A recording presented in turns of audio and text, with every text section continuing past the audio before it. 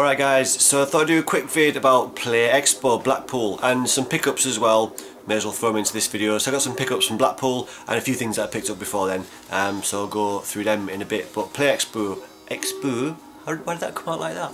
Blackpool 2014, it was really cool, I had a good laugh. We only went down for the Sunday and we actually only got there fairly late on the Sunday. We went to a gig the night before, Saturday night, down in the Sack, Scroobius Pip at the Rescue Rooms in Nottingham. That was a really cool night. So we obviously couldn't make it down for the Saturday, which meant that we missed the vast majority of the YouTubers that went there that weekend. So really sorry to have missed all you guys, and I know a few of you was hanging around on the Sunday to try and catch a glimpse of me.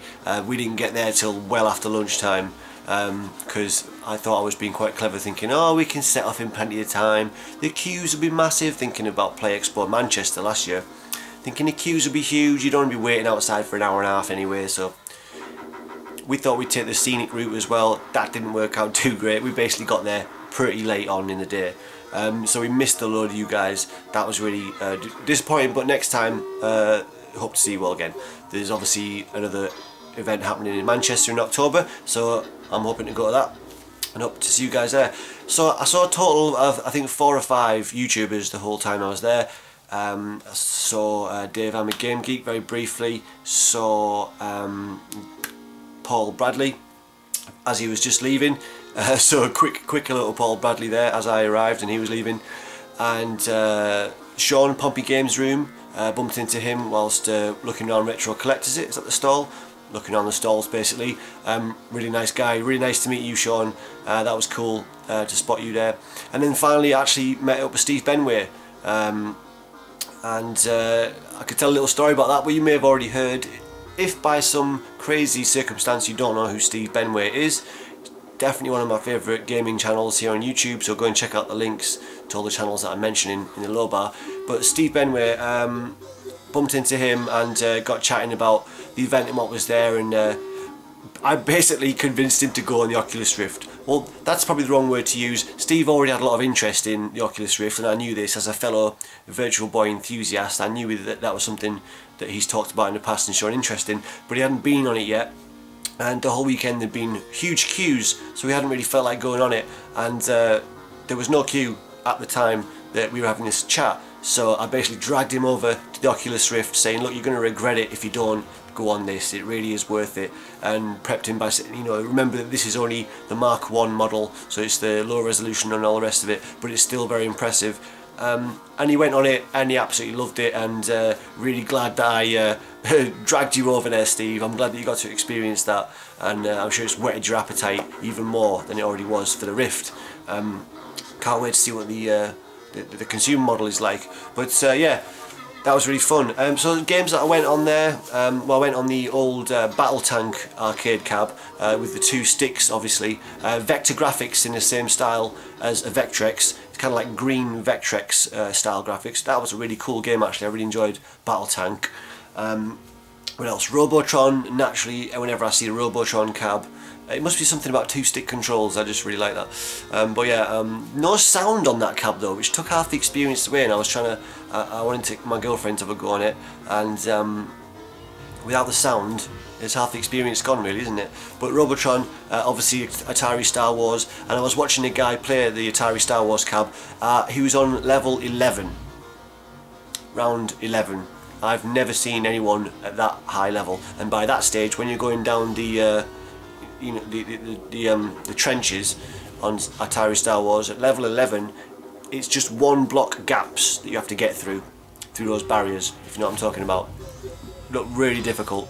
But anyway, that was a fun game. Also went on something called the Fruitcade, which was actual fruit wired into the controls of a simple game. So oranges, apples, bananas as the actual input buttons, like left, up, down, left, right, and all the rest of it. That was fun. And an oversized Game Boy we played Tetris on. Played 2-player Tetris with my girlfriend on the oversized original Game Boy unit thing. That was pretty cool. What else did I go on? Yeah, just the retro stuff. Obviously had a lot of fun on those, on the retro arcade. No pinball this year, but that's really all the gaming that I did. We did more kind of sightseeing on our trip, since we missed the exodus of YouTubers, like I said. had a few chat with a few YouTubers I did bump into, but most of our time in Blackpool was actually sightseeing. So we went around the town, turning our nose up at most of the things in Blackpool. If you don't know already, Blackpool is a little bit shit. It is a little bit shit, but you have to marvel in its shitness. Just soak it up and enjoy the cheese, enjoy the gaudiness for what it is. Well, I say enjoy, more like, you know, navigate the gaudiness. And but yeah, we did go on a few things. We went to the Blackpool dungeons, which was quite fun. And unlike all of the other dungeons that I've been to in the country, like Edinburgh, London, York, unlike those that tend to be kind of just walking around, you know, static exhibitions and waxworks, this was interspersed with actually, like, you were led around by actors teaching you a bit about history, Black Plague, torture and the rest of it. But it was really engaging, really fun. It's actually a really cool thing to do.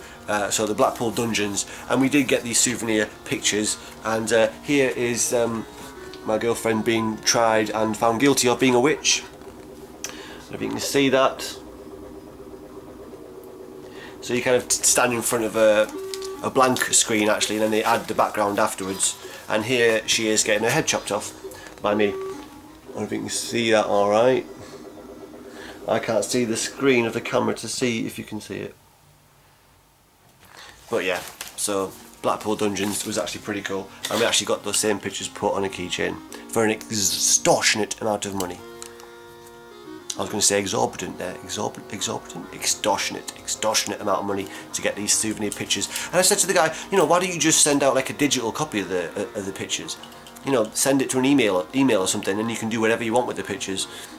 And apparently they used to send it as a text message, but something to do with the reception in the building stopped doing that. Well, that wouldn't affect your Wi-Fi now, would it? So maybe they don't do that because they know you could just buy it once and not spend as much on all this stuff. Anyway. So we did walk around the town, and we went with the intention of going to the pleasure beach, but we didn't actually pay to go in the pleasure beach because it looked shit, and it was 30 quid a ticket, which, I mean, you can get into Alton Towers, the biggest theme park in the country, for less than it costs to get into the Blackpool pleasure beach, which basically has one good ride. Put me right on that if anybody else has been around it, but as far as I can remember, one decent ride, the big one, which cost, I think it was 10 quid to go on by itself. We could have done that, we didn't. We walked away with our dignity intact. Yeah, we turned our nose up at several things in Blackpool. We didn't really want to spend the money. We thought we were overcharging for certain things. But we did go on, like I said, the dungeons, through the arcades, some various arcades, and some kind of weird laser room upstairs in one of the arcades. I don't know if any of you guys came across that. It's kind of a cross between Krypton Factor and Tron. You like to kind of climb through these lasers and hit things on the wall. That was quite fun. But the arcades were alright, but must admit, you know, these days arcades are always a little bit of a disappointment because they're mainly just gambling machines and you know, prize machines, and the number of actual video games in arcades these days is very low, you know, compared to back in the day. Obviously, no surprise why. Everybody's got top of the range video game consoles at home, and the arcades don't have the same appeal that they used to in terms of being able to play stuff that you can't at home. These days, the only thing they've got to really work off is bespoke cabinets and hydraulics and these big expensive machines that you can't obviously play at home, but that means that the games are more expensive. So yeah, going to arcades these days, it's no wonder that they've kind of seemed to be on the last legs almost. I mean, compared to back in the day, you know, they're still thriving to a certain extent, but it's not like it used to be, is it? Anyway, so yeah, PlayExpo, the hotel that we was in stank. Now, I haven't heard anybody mention this before. The hotel that the exhibition was actually in, that most people I think were staying at, it stank. Oh, that was a rank hotel. That was not nice. No, I think it just smelt of sweaty beach feet, as it's obviously on the front. Lots of people coming in with the flip-flops and bare feet and trampling all over the carpets that haven't been changed since 1963. So it was a smelly hotel, and very thin walls, very squeaky bed. Yeah, prohibitive to say the least. But regardless, we're troopers. We are troopers. We kept a stiff upper lip, although we did leave a night early. So having said that, We booked in for 2 nights, intending to sleep over on the Monday night as well. We didn't. We went home Sunday night, didn't even get a refund, didn't even care. We thought, we're getting out of here, we've done everything that we can do, really, or that we feel, you know, fine doing. So we left early, but had a good time at the convention. And I know I'm rambling, sorry about that. I'm going to get onto the pickups now. So a few pickups that I got before going to Blackpool actually. And what did we get there?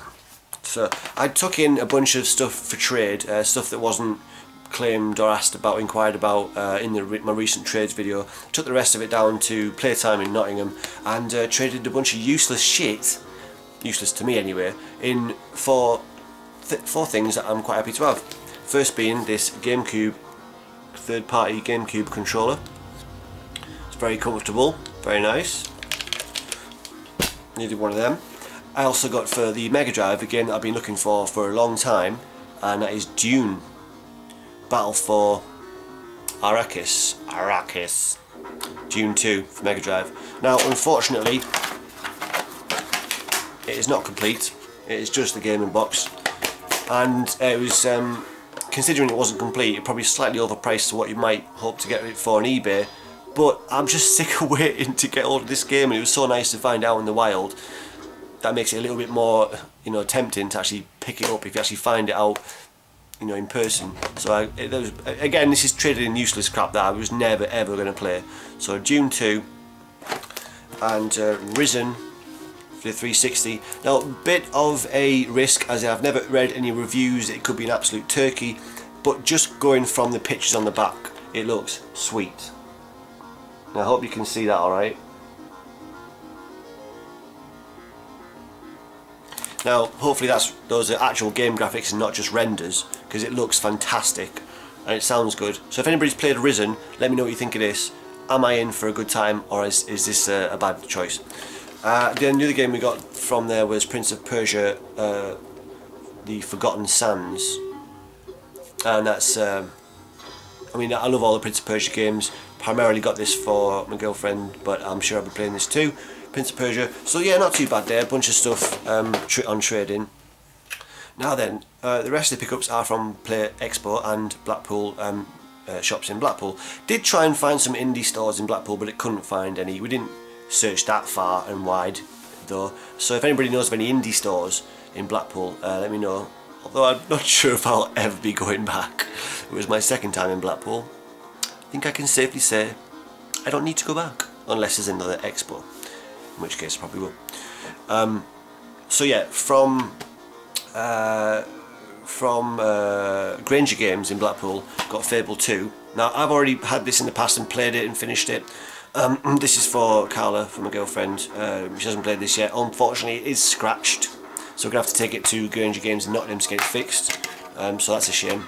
Well, I'm showing you the inside. £3.50. Fable 2, really good game. Then in CEX in Blackpool, we got Binary Domain, £3.50.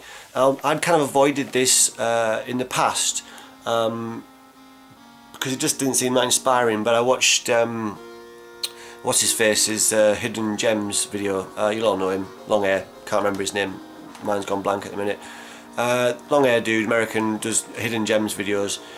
He had this on there and he said this is a really cool game once you get into it, and so I picked it up. I do trust his judgment on games, and it is Sega, and I do still have a very soft spot for Sega, so let's see how that works out. £3.50 Binary Domain. Evil Dead Fistful of Boomstick, another one that's primarily for my girlfriend. She really likes the Evil Dead series, and that was £2.50. As you can see, probably a bit overpriced. I'm sure you could pick this up on car boots for cheaper, but there it is. I already had this on Dreamcast actually, but didn't control too well on the Dreamcast. Now if anybody's played this, you let me know if the two sticks on the Xbox makes any difference. I don't know, but it would surely look a bit better. Let's see if it controls better. But Evil Dead Fistful of Boomstick, that is 360 compatible, or is it? Right, or is it the one? I think that is 360 compatible. Yeah. And then on the PlayStation 2, Freakout for 15p. Now, why aren't more PS2 games priced at 15p? This game is actually supposed to be quite interesting, quite decent. It does look intriguing from the description and pictures, which I'm not sure if you'll get the benefit of really from that little close-up, but this is supposed to be quite an interesting game, quite unique. 15p, come on, CEX, stick more of PS2 games in the 15p range.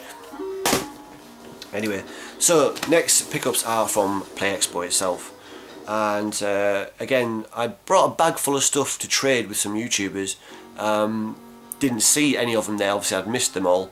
Now, the stuff that people have directly inquired about is still here, so I haven't traded anything away. If somebody's, you know, we've almost got to the point of agreeing on a trade in PMs, that stuff's still here.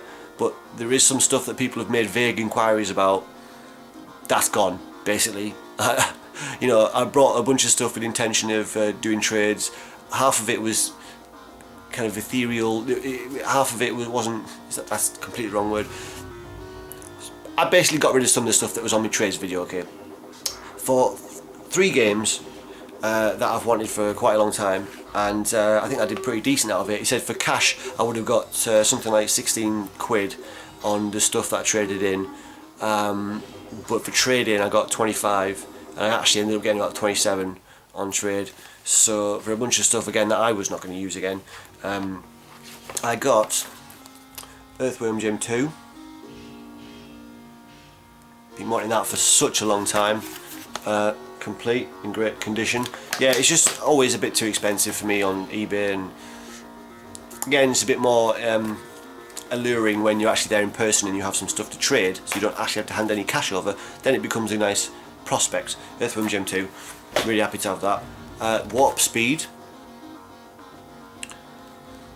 with these nice cardboard accolade boxes, and it's all present and correct, although it does have some ex-rental sticker thing on there, which is a bit annoying. Didn't know that before I bought it, because they were all in these like plastic seal bags, whatever. And but anyway, Warp Speed and Cheeky Boys, which does look like a cracking game. Anybody's played this, let me know how you got on with it. It looks great from the pictures. Looks like a kind of Wonder Boy style game, and that is complete. So they came to a total of 29 quid. I'll just try and show you some pictures. No, it's not going to focus. It's kind of, you can see it's kind of Wonder Boyish. Anyway, they came to a total of I think 29 quid, traded in and stuff. That was jobs are good in basically. Then we went around the stalls in the kind of side room where there was a lot of traders, and got a couple games there. Got Spyro, what's that? Hero's Tale. I have to admit, this game piqued my interest purely because I'd heard somewhere that it was relatively uncommon. So shamelessly just going for the uncommon games, but it actually looks like a fairly decent game in itself as well. So again, any experience with this game, let me know what you think of Spyro Hero's Tale, because it does look pretty cool on the back. Some interesting platforming action there. And another one we got on the recommendation of my girlfriend, because she's played the games in this series, but not this one, and that is Legacy of Kain Defiance. So this one was about, I think it was about 4 quid. I can't remember exactly. Didn't spend over a tenner on those 2 games. So that game looks pretty damn good. So that is my pickups from PlayExpo. Now I did go with the intention of getting a GBA modded as well. I spoke to St. Magnus on the phone the day before we went to PlayExpo, and he was telling me that there was a stall there.